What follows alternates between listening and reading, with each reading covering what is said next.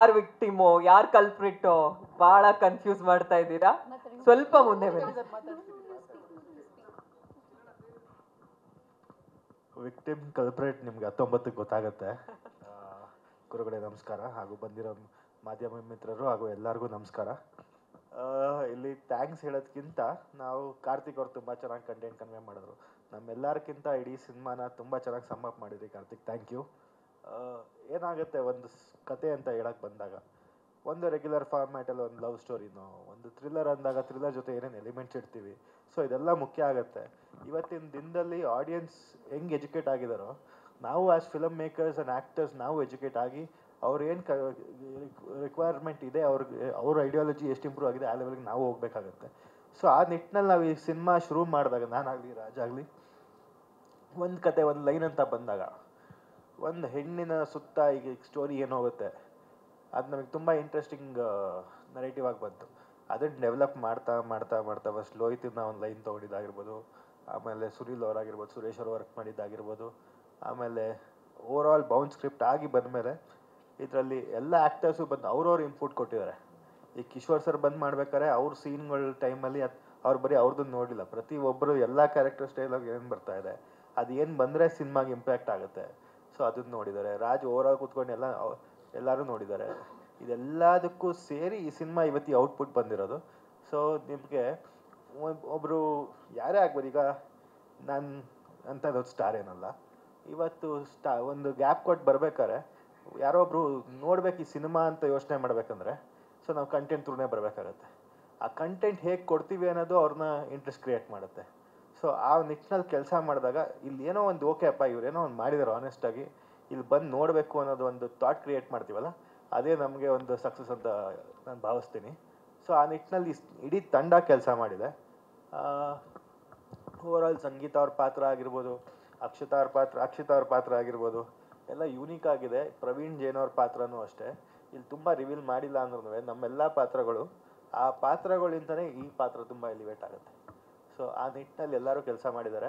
ಇನ್ನು ಸಾಕಷ್ಟು ಪಾತ್ರಗಳ ಬಗ್ಗೆ ರಾಜ್ ಮಾತಾಡ್ತಾರೆ, ಇನ್ನೊಂದಷ್ಟು ಇನ್ನು ಸಂಗೀತ ಅವರು ಡಿಸ್ಕಸ್ ಮಾಡ್ತಾರೆ.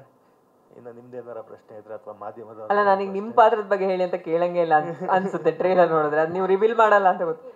ಕೇಳಲಾ?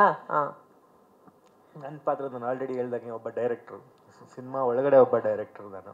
ಸೊ ಕನ್ನಡ ಬಗ್ಗೆ ತುಂಬ ಪ್ರೀತಿ ಅಭಿಮಾನ ಇದೆ.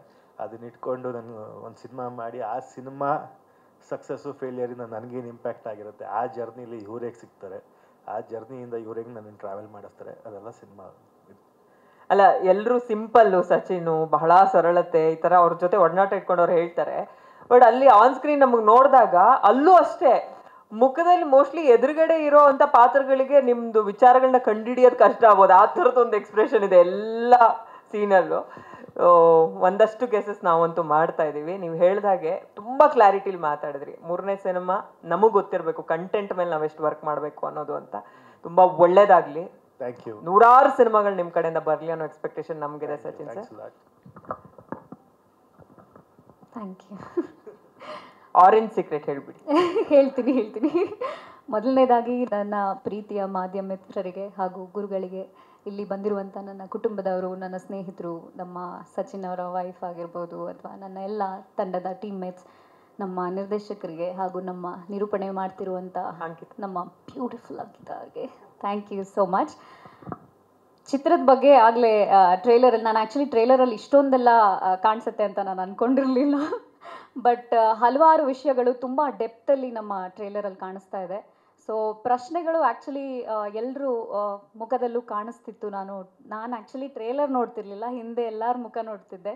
ಸೊ ಆ ಎಕ್ಸ್ಪ್ರೆಷನು, ಆ ರಿಯಾಕ್ಷನ್ಗೋಸ್ಕರನೇ ನಾವು ಕಾಯ್ತಾ ಇದ್ದೀವಿ. ಇನ್ನು ಸಿನಿಮಾ ಬಂದಾಗ ನಿಮ್ಮೆಲ್ಲರ ಮುಖದಲ್ಲಿ ಇನ್ನೆಷ್ಟು ಪ್ರಶ್ನೆಗಳು ಕಾಡುತ್ತೆ ಅನ್ನೋದು ಒಂದು ವಿಚಾರ. ಈಗ ಕಮಲ್ ಶ್ರೀದೇವಿ ಬಗ್ಗೆ ಮಾತಾಡಬೇಕು ಅಂತ ಹೇಳಿದ್ರೆ, ಕಮಲ್ ಒಂದು ಪಾತ್ರ, ಶ್ರೀದೇವಿ ಒಂದು ಪಾತ್ರ. ನಾವು ಯಾವಾಗಲೂ ಹೇಳ್ತೀವಿ world is very small and round ಅಂತ. ನಮಗೆ ಪ್ರತಿಯೊಬ್ಬರು ಗೊತ್ತಿರ್ತಾರೆ, ಬಟ್ ಬೇರೆ ಬೇರೆ ಜಾಗಗಳಲ್ಲಿರ್ತಾರೆ. ಹೇಗೆ ಅವರಿಬ್ಬರು ಒಂದು ಕಡೆ ಸೇರ್ತಾರೆ, ಯಾವ ಒಂದು ವಿಷಯ ಅವರನ್ನು ಒಂದುಗೂಡಿಸುತ್ತೆ, ಅಲ್ಲಿಂದ ಅವರ ಒಂದು ಜರ್ನಿ ಏನಿದೆ ಹೇಗೆ ಟ್ರಾವೆಲ್ ಆಗುತ್ತೆ, ಅವರ ಒಂದು ಲೈಫ್ನಲ್ಲಿ ಏರುಪೇರು ಏನಿರುತ್ತೆ, ಆ ಒಂದು ಜರ್ನಿನೇ ಕಮಲ್ ಶ್ರೀದೇವಿದು. ಸೊ ಇದರಲ್ಲಿ ಶ್ರೀದೇವಿಯ ಪಾತ್ರ ನೀವು ನೋಡಿದಾಗೆ ನಾನು ಆ್ಯಕ್ಚುಲಿ ಇಲ್ಲೇ ಇದ್ದೀನಿ, ಅದರಲ್ಲಿ ಮಾತ್ರ ಪ್ರಾಬಬ್ಲಿ ಅಷ್ಟೊಂದು ನೋವು ಅನುಭವಿಸಿದ್ದು ಅನಿಸುತ್ತೆ.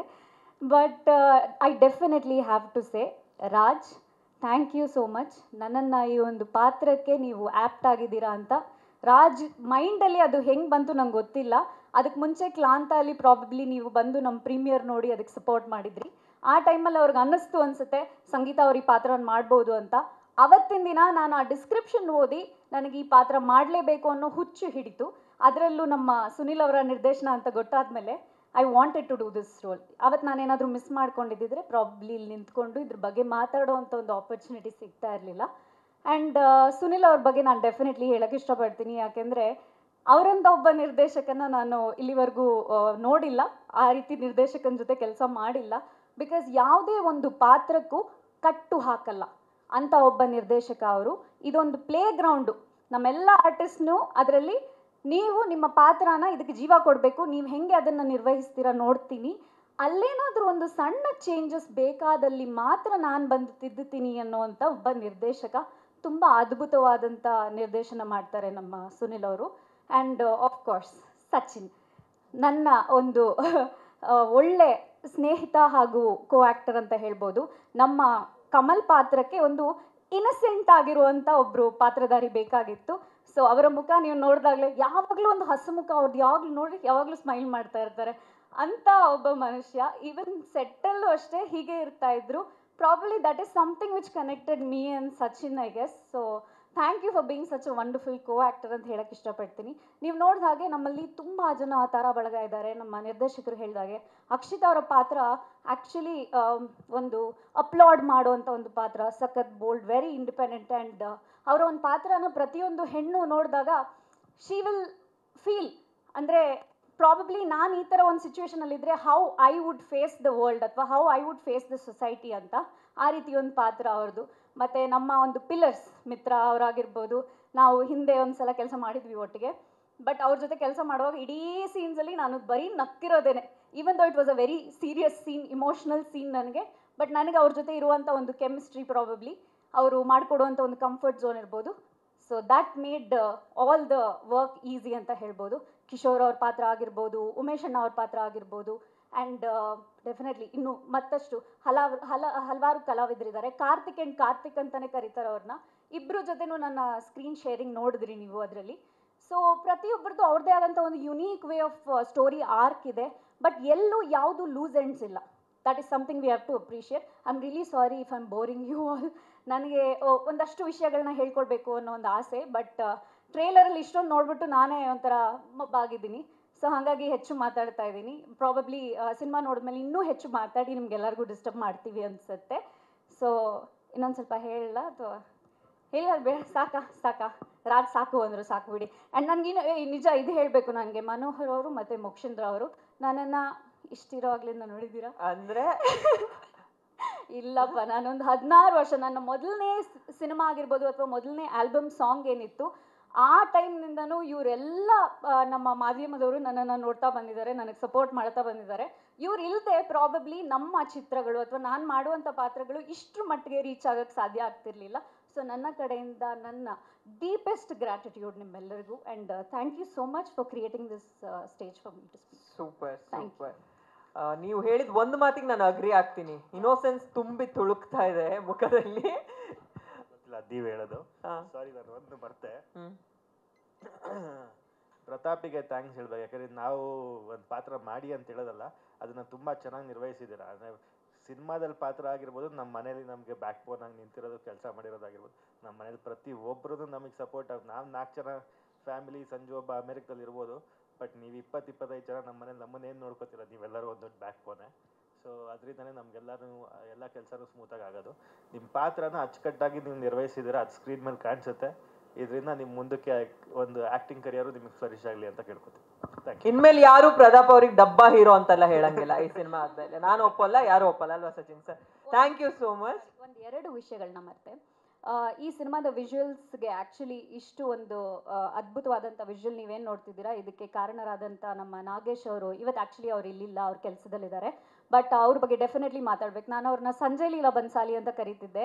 ಯಾಕೆಂದರೆ ಅವ್ರು ಹೇಳ್ತಿದ್ರು, ನಾನು ಪ್ರಾಬಬ್ಲಿ ಮೇಲ್ ಆ್ಯಕ್ಟರ್ಸ್ಗೆ ಅಷ್ಟು ಲೈಟಿಂಗ್ ಎಲ್ಲ ಮಾಡಿದೆ ಅವ್ರನ್ನ ರಾಗ್ ತೋರಿಸ್ಬೋದು, ಬಟ್ ಹೆಣ್ಮಕ್ಳಿಗೆ ಮಾತ್ರ ಡೆಫಿನೆಟ್ ಆಗಿ ಆ ಸ್ಕ್ರೀನಲ್ಲಿ ನಾನು ಅವರ ಒಂದು ಇಮೋಷನ್ಸ್ ಏನಿದೆ ಅದನ್ನು ಪೋರ್ಟ್ರೇ ಮಾಡೋಕ್ಕೋಸ್ಕರ ನಾನು ತುಂಬ ಬ್ಯೂಟಿಫುಲ್ ಆಗಿ ಲೈಟಿಂಗ್ ಮಾಡ್ತೀನಿ ಅಂತ. ಸೊ ಅವರೊಬ್ಬರು. ಆ್ಯಂಡ್ ನೀವು ನೋಡ್ತಂಥ ಕೆಲವೊಂದು visuals it's all done in a set. So ಆ ಸೆಟ್ಗೆ ಇವರ ಕ್ರಿಯೇಟಿವಿಟಿ, ರಾಜು ಅವರ ಕ್ರಿಯೇಟಿವಿಟಿ, ಪ್ರತಿಯೊಂದು ಐಟಮ್ಸ್ ಅಲ್ಲಿ ಇಟ್ಟಂಥ ಐಟಮ್ಸು ನಮ್ಮ ಹತ್ರ ಫೋಟೋಸ್ ಇದೆ ಕೆಲವೊಂದು ಕಂಟಿನ್ಯೂಟಿದು. ಸೊ ಅದನ್ನೆಲ್ಲ ನೋಡಿದಾಗ ಒಂದು ಡೆಪ್ತಲ್ಲಿ ಒಂದು ಕ್ಯಾರೆಕ್ಟರ್ಗೆ ಬೇಕಾದಂಥ ಅಷ್ಟು ಒಂದು ಪ್ರಿಪ್ರೇಷನ್ಸ್ ಅವ್ರು ಮಾಡ್ಕೊಂಡಿದ್ದಾರೆ. ಸೊ ಅದಕ್ಕೆ I am really happy that you did that Raj. ನಾನು ಫಸ್ಟ್ ಟೈಮ್ ಎಕ್ಸ್ಪೀರಿಯನ್ಸ್ ಸೆಟ್ಟಲ್ಲಿ ಶೂಟ್ ಮಾಡಿದ್ದು. ಸೊ ಹಾಗಾಗಿ thank you so much. Thank you. ಒಂದು ಫೋಟೋ ಆಪರ್ಚುನಿಟಿ ನಿಮ್ಮಿಬ್ರದ್ದು ಒಟ್ಟಿಗೆ.